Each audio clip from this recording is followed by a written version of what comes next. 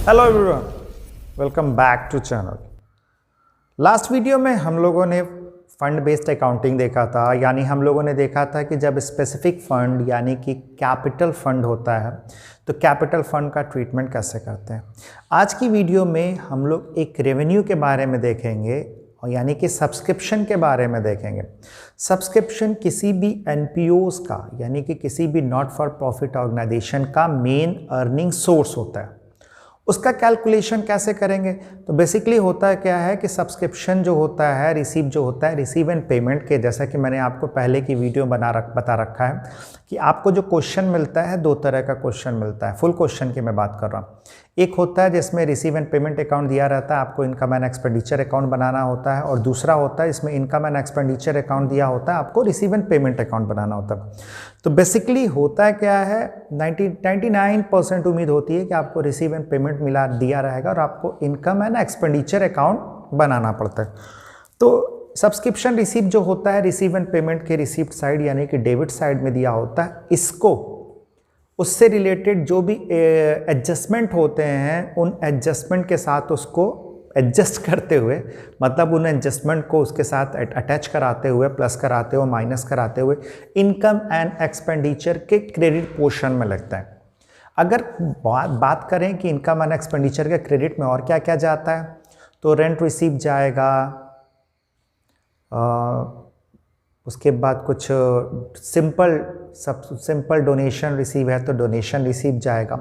Subscription receive जाता है। Subscription receive के साथ कई सारे एडजस्टमेंट होते हैं।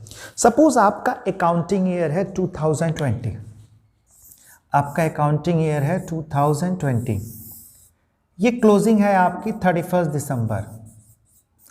ध्यान रखिएगा, एग्ज़ाम में या पेपर में आपको 31 दिसंबर की क्लोजिंग नहीं मिलती है। पेपर में जब भी आपको क्लोजिंग मिलेगी तो फाइनेंशियल ईयर की क्लोजिंग मिलती है। तो क्वेश्चन में आपको 31 दिसंबर की क्लोजिंग बहुत रेयरली मिलती है। क्लोजिंग आपको जब भी मिलेगी तो अकाउंटिंग ईयर, जो गवर्नमेंट अकाउंटिंग ईयर होता है, यानी कि 1 अप्रैल टू 31 मार्च वो मिलेगी। फिलहाल मैं आपको एक छोटा सा एग्जांपल यहाँ पे दे रहा हूँ। सपोज 31 दिसंबर 2020 को सब्सक्रिप्शन रिसीव हुआ, रिसीव सब्सक्रिप्शन कितना मिला, 1,50,000। ये ध्यान रखिएगा, इस वीडियो को ध्यान से देखिए क्योंकि सब्सक्रिप्शन का कैलकुलेशन बहुत ही इजी वे में मैं समझा रहा हूँ। इसके बाद हम लोग क्वेश्चन भी सॉल्व करेंगे तो उसके अकॉर्डिंग भी हम लोग सब्सक्रिप्शन को चेक कर लेंगे। टोटल सब्सक्रिप्शन रिसीव हुआ था 1,50,000, लेकिन 2019 का सब्सक्रिप्शन था 2,000 जो कि नॉट रिसीव था।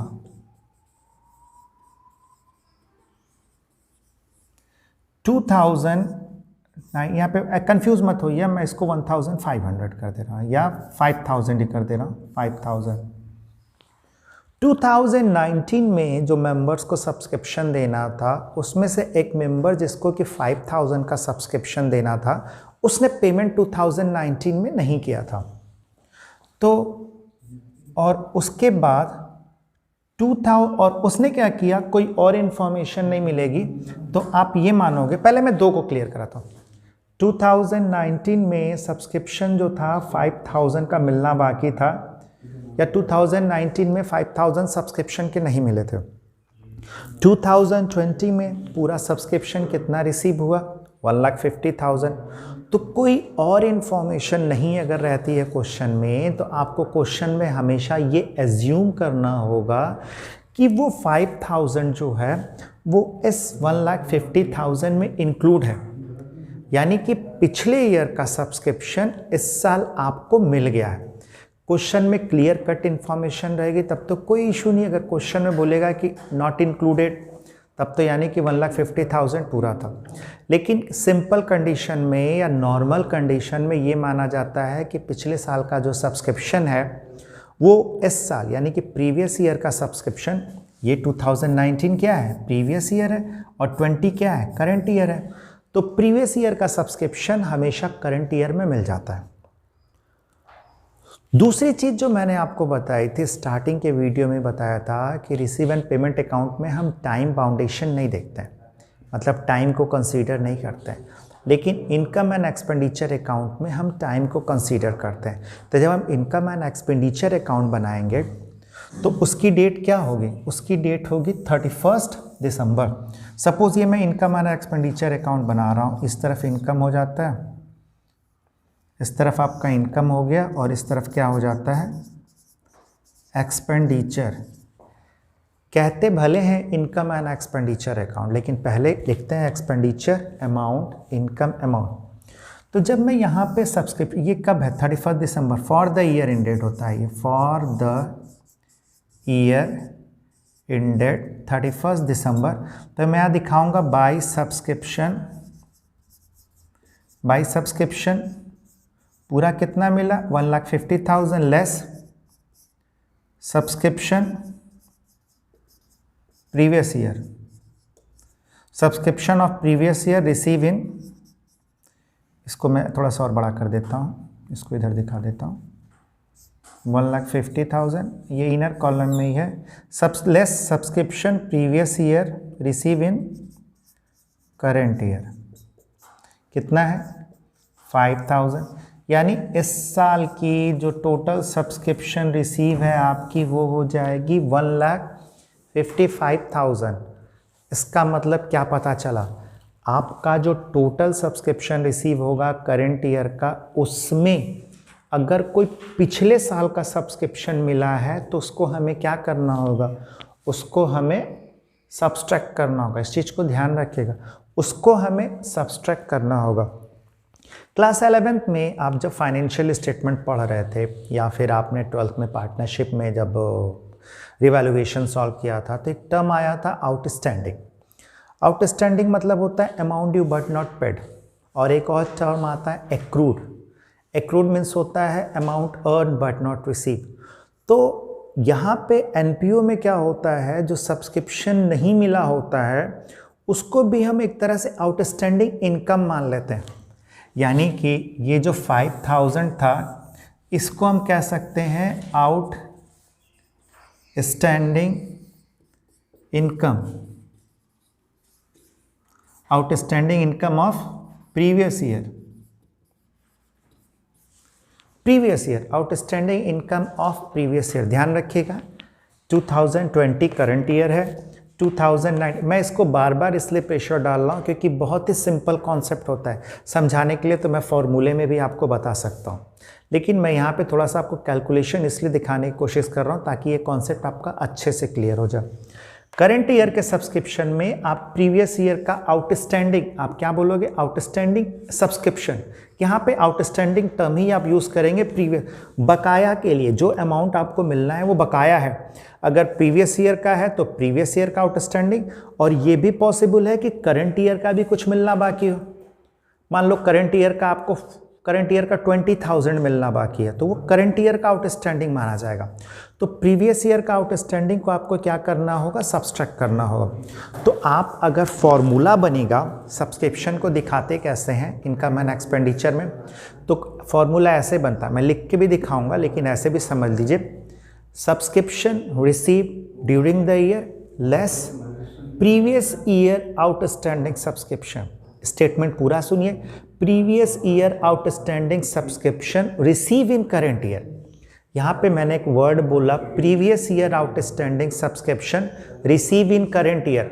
कभी कभी क्या होता है कि प्रीवियस ईयर सब्सक्रिप्शन का अमाउंट कुछ और होता है।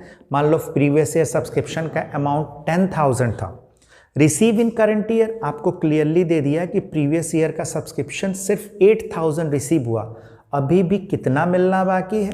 2,000, यानी 2,000 स्टिल एरियर। तो उस कंडीशन में सब्सक्रिप्शन में से आप 10,000 को सब्सट्रैक्ट नहीं करोगे। सब्सक्रिप्शन में से जो पिछले साल का सब्सक्रिप्शन आपको इस साल मिला है, कितना मिला है? 8,000, तो इसमें से सिर्फ 8,000 को सब्सट्रैक्ट करोगे। इसीलिए फॉर्मूला लिखते समय हमेशा ध्यान रखिएगा, subscription receive less previous year subscription receive इन करेंट ईयर। यहाँ तक क्लियर है? मैंने बताया कि subscription receive income and expenditure के क्रेडिट में subscription receive during the year less previous year subscription receive in current year. अब एक और चीज, ये प्रीवियस ईयर का जो आउटस्टैंडिंग सब्सक्रिप्शन है ये तो 1 जनवरी को भी था। 1 जनवरी को ही हमें पता चल गया, 1 जनवरी 2020 को, कि ये प्रीवियस ईयर का सब्सक्रिप्शन है। तो ये जो प्रीवियस ईयर का सब्सक्रिप्शन है ये या तो ऐसे लिख देगा प्रीवियस ईयर सब्सक्रिप्शन आउटस्टैंडिंग, या लिख देगा आउटस्टैंडिंग एट बिगिनिंग, यानी कि पिछले साल के बकाया सब्सक्रिप्शन को पिछले साल का बकाया सब्सक्रिप्शन भी कहते हैं और आउटस्टैंडिंग एट बिगिनिंग भी कहते हैं। तो फॉर्मूला क्या बना आपका, सब्सक्रिप्शन बाई में by subscription less previous year subscription, previous year outstanding subscription receive in current year, या आप ऐसे भी कह सकते हो outstanding subscription at beginning receive in current year. तो अगर पूरा अमाउंट रिसीव हो गया तब तो पूरा माइनस होगा, लेकिन अगर पूरा अमाउंट रिसीव नहीं हुआ है, उसका कुछ पोर्शन रिसीव हुआ है, तो जो पोर्शन आप रिसीव किए हो उसी को आप इसमें से माइनस करोगे। फिर से मैं आ रहा हूँ एग्जाम्पल पे। सपोज पिछले साल का सब्सक्रिप्शन 10,000 था बकाया, मिला है 8,000, पूरा सब्सक्रिप्शन मिला है 1,50,000। 1,50,000 में से प्रीवियस ईयर का कितना मिला है आपको, आपको मिला तो है 8,000 ही ना, तो आप यहाँ से 8,000 सब्सट्रैक्ट करोगे। तो फॉर्मूला फिर से बोल रहा हूँ, फॉर्मूले में 2 पॉइंट जाएगा ना, जैसे पिछले साल का सब्सक्रिप्शन बकाया है, पिछले साल का नहीं, पिछले साल का इस साल मिला, तो ये भी तो पॉसिबल है कि इस साल वाला सब्सक्रिप्शन बकाया हो वो अगले साल में जाके मिले। यानी कि आपको आउटस्टैंडिंग सब्सक्रिप्शन एट बिगिनिंग मतलब पिछले साल का, और आउटस्टैंडिंग सब्सक्रिप्शन एट एंड मतलब इस साल का बकाया सब्सक्रिप्शन। साल के शुरुआत में सब्सक्रिप्शन बकाया था मतलब पिछले साल का बकाया सब्सक्रिप्शन था, साल के अंत में बकाया सब्सक्रिप्शन था मतलब इस साल के अंत में, यानी इस साल में इतना सब्सक्रिप्शन मिलना था वो नहीं मिला। उम्मीद करता हूँ यहाँ तक कॉन्सेप्ट क्लियर होगा। आपको बस ये ध्यान रखना है कि subscription receive less outstanding subscription receive outstanding subscription at beginning receive in current year, या outstanding subscription of previous year receive in current year. यहाँ तक ये फॉर्मेट देख लीजिए। इसमें आपने क्या किया, टोटल इनकम रिसीव थी 1,50,000, जिसमें से पिछले साल का सब्सक्रिप्शन कितना था 5,000। अगर फॉर्मूला मैं लिखूं तो अभी दो टर्म्स मैंने आपको बताए, करंट ईयर का subscription receive, total subscription receive, और मैंने बताया प्रीवियस ईयर का subscription receive in current year या प्रीवियस ईयर की आउटस्टैंडिंग। तो आपका फॉर्मूला बड़ा ही सिंपल सा होता है, क्रेडिट साइड में बाई, ये इनकम साइड में होगा, by subscription receive total subscription, यहाँ पे लिख सकता हूँ by total subscription receive less previous year outstanding या previous year subscription receive in current year. जैसे कि आपने देखा टोटल सब्सक्रिप्शन रिसीव हुआ था 1,50,000, 2019 का सब्सक्रिप्शन कितना बकाया था 5,000, तो ये प्रीवियस ईयर का था, और अब इस साल पूरा सब्सक्रिप्शन तो मिला, टोटल रिसीव हुआ 1,50,000 का, लेकिन कुछ मेंबर्स जिनको सब्सक्रिप्शन पेमेंट करना था उन्होंने अभी क्लोजिंग की डेट तक सब्सक्रिप्शन नहीं पेमेंट किया, यानी कि इस साल का लास्ट में था, इसका मतलब क्लोजिंग में था सब्सक्रिप्शन नॉट रिसीव 12,000, सपोज कितना था 12,000, सब्सक्रिप्शन नॉट रिसीव 12,000। तो जैसा कि मैंने आपको बताया इनकम एंड एक्सपेंडिचर अकाउंट जो होता है, इनकम एंड एक्सपेंडिचर अकाउंट में हम फॉर द ईयर का कैलकुलेशन करते हैं, तो इसीलिए आपने 1,50,000 में से प्रीवियस ईयर के सब्सक्रिप्शन को माइनस कर दिया, क्योंकि वो 20 का नहीं था, वो 19 का था। लेकिन इस साल के सब्सक्रिप्शन में ये जो है 12,000 मिलना बाकी है, ये इस करंट ईयर का है, तो इसका हमें एडजस्टमेंट करना होगा। तो ये क्या होगा, आपको 1,50,000 मिला, उसमें अभी 1,50,000 मिला है, जबकि 12,000 अभी और मिलना बाकी है, तो आपको इसको क्या करना होगा, इसमें ऐड करना होगा। यानी कि आपका फॉर्मूला जो बनेगा, आप इसमें अगर लिखाओगे इनकम में आप आओगे तो आप लिखोगे by subscription 1,50,000 add outstanding at end कितना है 12,000। तो यहाँ पे आपका हो गया 1,62,000, 1,62,000। कहने का मतलब सिर्फ ये है कि जो पिछले साल का बकाया सब्सक्रिप्शन है, यानी कि जो साल के शुरुआत में अकाउंटिंग ईयर के स्टार्टिंग में पिछले साल का बकाया, मतलब स्टार्टिंग में बकाया दिखेगा, पिछले साल के बकाया को आपको सब्सट्रैक्ट करना है, और जो अंत में बकाया है यानी इस करंट ईयर का बकाया है उसको आपको, उस पिछले साल के बकाया को आपको क्या करना, माइनस करना। शायद मैंने गलती से प्लस बोल दिया। पिछले साल के बकाया को आपको क्या करना है, माइनस करना है, और इस साल के करंट ईयर के बकाया को आपको प्लस करना है। तो अगर एग्रीगेट फॉर्मूले की बात करें हम, तो फॉर्मूला आपका जो बनेगा, तो जो आपका फॉर्मूला बनेगा आप उसको ऐसे लिख सकते हो, सब by subscription receive during the year, short में आप लिख सकते हो क्रेडिट में by subscription receive less outstanding at beginning, यानी कि आउटस्टैंडिंग एट बिगिनिंग मीन्स पिछले साल का बकाया आपको माइनस करना है, ऐड आउटस्टैंडिंग एट एंड, मतलब इस साल का बकाया आपको उसमें ऐड करना है। आप इनकी पोजीशनिंग ऊपर नीचे कर सकते हो, मतलब सब्सक्रिप्शन में आप अंत का जोड़ सकते हो पहले और बाद पिछले साल का माइनस कर सकते हो, या पहले आप माइनस कर सकते हो प्लस करते हो। इसका कोई हार्ड एंड फास्ट रूल नहीं है, सीक्वेंस आप ऊपर नीचे कर सकते हो। यानी कि आप कैसे दिखाओगे, by subscription total subscription receive 1,50,000 less outstanding at beginning, या इसको आप कह सकते हो आउटस्टैंडिंग ऑफ प्रीवियस ईयर कितना है 5,000, कितना हो गया 1,45,000। अब इस 1,45,000 में आउटस्टैंडिंग सब्सक्रिप्शन एट एंड कितना है 12,000, तो 1,45,000 में से 12,000 को ऐड कर दिए तो टोटल कितना हो जाएगा 1,57,000। ये आपकी सब्सक्रिप्शन की अमाउंट हो गया। तो अभी तक आपने फॉर्मूला में क्या देखा, आपने फॉर्मूला में देखा by subscription receive plus outstanding at beginning, sorry by subscription receive less outstanding at beginning या प्रीवियस ईयर और प्लस आउटस्टैंडिंग एट एंड। देखिए प्लस की आदत हम लोग के पहले होती है ना, इसलिए प्लस बोलने में कन्फ्यूज़न होता है। तो आप ऐसे भी बोल सकते हो by subscription receive during the year plus outstanding subscription at and, यानी कि for the year less outstanding subscription for previous year. किसी को भी आप ऊपर नीचे ऐसे करके रख सकते हो। बहुत ही सिंपल कॉन्सेप्ट है, इसको इसलिए मैंने पिछले साल का माइनस करना है, पिछले साल का जो इस साल मिला उसको माइनस कर दीजिए, इस साल का जो अभी तक नहीं मिला उसको ऐड कर दीजिए, ये होता है। अब कन्फ्यूज़न कहाँ होता है, कन्फ्यूज़न ये होगा जैसे कि मैंने आपको कहा कि प्रीवियस ईयर का 10,000 था जबकि उसमें से 8,000 ही मिला, तो आप पूरा का पूरा 10,000 सब्सट्रैक्ट नहीं करोगे, उसमें से सिर्फ 8,000 को सब्सट्रैक्ट करोगे, उसका बच जाएगा जो 2,000, उसका ट्रीटमेंट होता है वो बैलेंस शीट में चला जाता।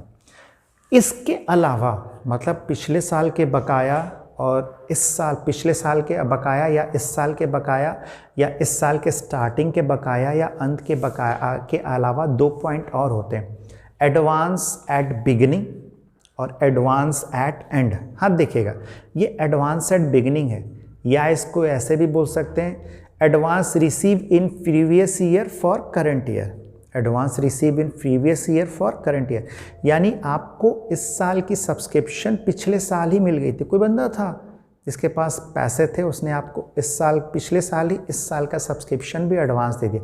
जैसे आप लोग भी कभी कभार स्कूल की फ़ीस क्या करते हो, आप गए अक्टूबर में फ़ीस पेमेंट करना था तो आपके गार्जियन आए, उन्होंने नवंबर की फ़ीस पेमेंट कर दी। कुछ ऐसे भी होते हैं जो पिछले की पेमेंट भी नहीं करते हैं, इस बार की तो बात ही छोड़ दो, कुछ ऐसे भी हैं जो पिछले के साथ अगले का भी पेमेंट कर देते हैं। तो जो प्रीवियस ईयर का सब्सक्रिप्शन रिसीव हुआ, प्रीवियस ईयर में आपको जो एडवांस रिसीव हुआ था किस ईयर के लिए, या 2019 में अगर आपको एडवांस 2019 में ही आपको 2020 के लिए पैसा मिल गया था तो आप इसको बोलते हो एडवांस एट बिगिनिंग। अब 2020 के एंड में अगर आपको 2021 के लिए एडवांस मिल रहा है तो आप इसको बोलोगे एडवांस एट एंड।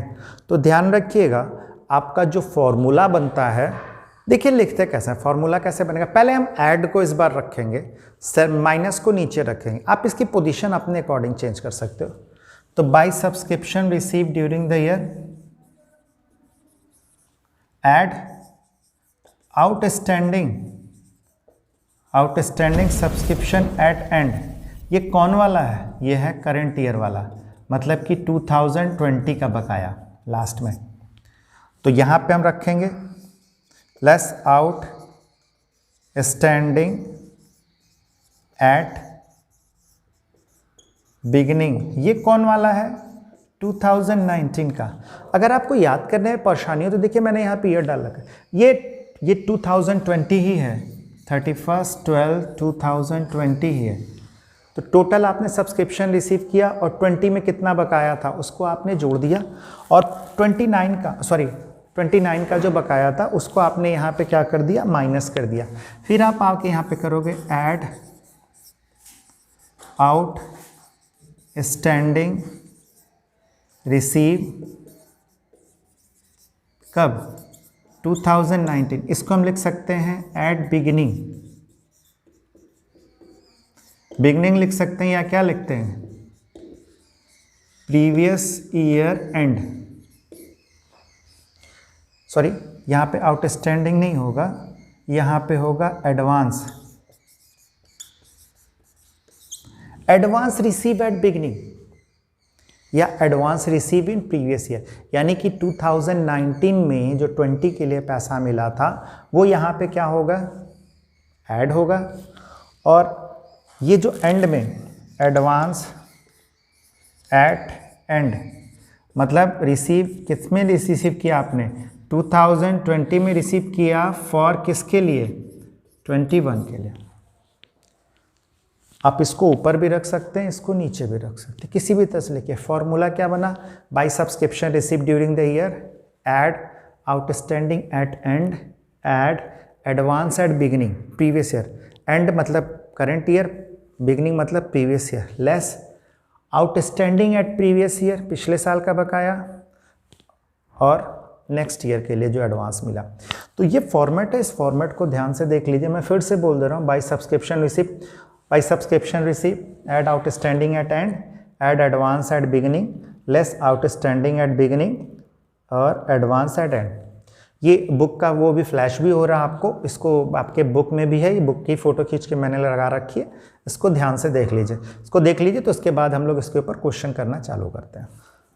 तो लास्ट में जो फिगर आएगी, मतलब इन सब को जोड़ने घटाने के बाद जो फिगर आएगी, ये मैंने इसको 4x में शो कर दिया, ये finally income and expenditure account में शो की जाती है। इसी के बेस पे आपको क्वेश्चन लगाने होते हैं। कभी कभी ऐसा होता है कि ये कैलकुलेशन न देके सिंपली बोल देता है subscription account manufacture, subscription account prepare करिए, तो बहुत ज़्यादा कंफ्यूज होने की ज़रूरत नहीं है। सब्सक्रिप्शन अकाउंट का एक सिंपल सा मैं फॉर्मेट दे रहा हूँ, उस फॉर्मेट को याद कर लीजिए, या अगर आपको ये याद है तो लिख दीजिए। अब इसमें आपको करना क्या है, ये जो 3 फिगर हैं ये क्रेडिट साइड में लिख देनी है, ये जो 2 फिगर हैं ये आपको किस साइड लिख देनी है, डेबिट साइड में। बहुत सिंपल। सब्सक्रिप्शन अकाउंट का फॉर्मेट होगा पार्टिकुलर अमाउंट, क्रेडिट में आके लिखेगा बाई सब्सक्रिप्शन रिसीव, ये वाली, फिर बाई, या आप ऐसे ऊपर भी लिख सकते हो इसको, बाई आउट, ये लिखो ऊपर, बाई एडवांस एट बिगिनिंग, ये 1 तारीख का होगा, ये एडवांस एट बिगिनिंग आपने यहाँ लिख दिया, फिर बाई सब्सक्रिप्शन रिसीव, और फिर इधर आपने लिख दिया by out standing at and. यहाँ पे आपने लिखा एडवांस सब्सक्रिप्शन एट बिगिनिंग, इसको पहले इसलिए लिखा क्योंकि पिछले साल का था। Subscription receive during the year ये कर दिया, और फिर आउटस्टैंडिंग सब्सक्रिप्शन एट एंड जो आपका था ये कर दिया। ये 2 फिगर है आपके, इधर आपने लिखा 2 आउट स्टैंडिंग एट बिगिन, यहाँ पे लिख दिया ये वाली फिगर, ये एरो बना रहा हूँ मैं, और ये वाली एडवांस एट एंड, ये 2 फिगर आप यहाँ पे लिख दोगे। अब ये नॉर्मली ये साइड बड़ा होता है, इस साइड के टोटल में से इसको जब आप सब्सट्रैक्ट करोगे तो हो जाएगा 2 बैलेंस CD, बैलेंस CD, ये वही अमाउंट होगा जो आपका यहाँ पे होगा। इसमें भी आप क्या कर रहे हो, तीनों को जोड़ दो, तीनों के टोटल में से दोनों को सब्सट्रैक्ट कर रहे हो। यहाँ पे भी आपको यही करना है, तीनों को टोटल करना है, तीनों के में से दोनों को क्या करना है, सब्सट्रैक्ट करना है। तो ये एक छोटा सा फॉर्मेट है। इस वीडियो को मैं यहीं पे रोकता हूँ क्योंकि ये वीडियो काफ़ी लंबी हो रही है, ये क्लास काफ़ी लंबी हो रही है। तो आपको सिर्फ फॉर्मेट ये समझना है, subscription received during the year, add outstanding at end, add advance at beginning, less outstanding at beginning और less advance at end. Account अगर बनाओगे तो प्लस वाले पोर्शन को क्रेडिट साइड में लिखना है, ये पूरा का पूरा कहाँ चला रहा है, क्रेडिट साइड में, और इस वाले पोर्शन को डेबिट साइड में लिखना है। और दोनों का जो डिफरेंस होगा वो हो जाएगा टू बैलेंस सीडी, वो ये होगा। तो अगर एग्जाम में आपको क्वेश्चन सॉल्व करने के लिए मिलता है सब्सक्रिप्शन से रिलेटेड, क्लियर मेंशन नहीं किया कि अकाउंट्स बनाना है, तो बस ये भी बना सकते हो, ये भी बना सकते हो। इसको बताना इसलिए ज़रूरी होता है कि इनकेस कभी कभार क्वेश्चन में अगर बोल दिया है प्रिपेयर सब्सक्रिप्शन अकाउंट, आप उसको बना सको। लेकिन इसको बनाने के लिए आपको ये फॉर्मेट ज़रूर क्लियर रखना। और अगर ये नहीं क्लियर है तो इसको क्लियर कर दो। प्लस क्रेडिट में आपने प्लस लिखा है तो इसमें प्लस होंगे, और डेबिट में आपने माइनस लिखा है इसमें माइनस होगा। सिंपल। आज के वीडियो के लिए बस इतना ही। नेक्स्ट वीडियो में हम लोग सब्सक्रिप्शन के फुल क्वेश्चन को सॉल्व करेंगे और एक दो क्वेश्चन और लगाएंगे हम लोग सब्सक्रिप्शन से रिलेटेड, जो थोड़ा सा इसमें लैंग्वेज टिपिकल हो। फिर उसके बाद हम लोग एनपीओ के कंप्लीट क्वेश्चन स्टार्ट करेंगे। फ़र्क क्या है, क्लास 11 में जो आप फाइनेंशियल स्टेटमेंट लगाते थे उसमें ट्रायल बैलेंस मिलता था। ट्रायल बैलेंस के डेबिट में एक्सपेंस होते थे और एसेट्स होती थी, जो कि ट्रेडिंग के डेबिट में, पीएल के डेबिट में, बैलेंस शीट के एसेट्स में जाती थी। यहाँ पे रिसीव एंड पेमेंट अकाउंट मिलता है। Receive and payment account cross में भी चलता है। इसमें आपके एक्सपेंस और एसेट्स क्रेडिट में होती हैं, तो वो इनकम एंड एक्सपेंडिचर के डेबिट में जाती हैं और बैलेंस शीट के एसेट्स में जाती हैं। डेबिट साइड में इनकम होती है, तो जो रेवेन्यू नेचर की इनकम होती है वो इनकम एंड एक्सपेंडिचर के क्रेडिट में जाती है, और जो कैपिटल नेचर की होती है वो कहाँ चली जाती है, बैलेंस शीट के लायबिलिटीज़ में। नेक्स्ट, जो कि हम लोग नेक्स्ट वीडियो से देखना चालू करेंगे। ठीक है, जय हिंद। बहुत लंबा वीडियो।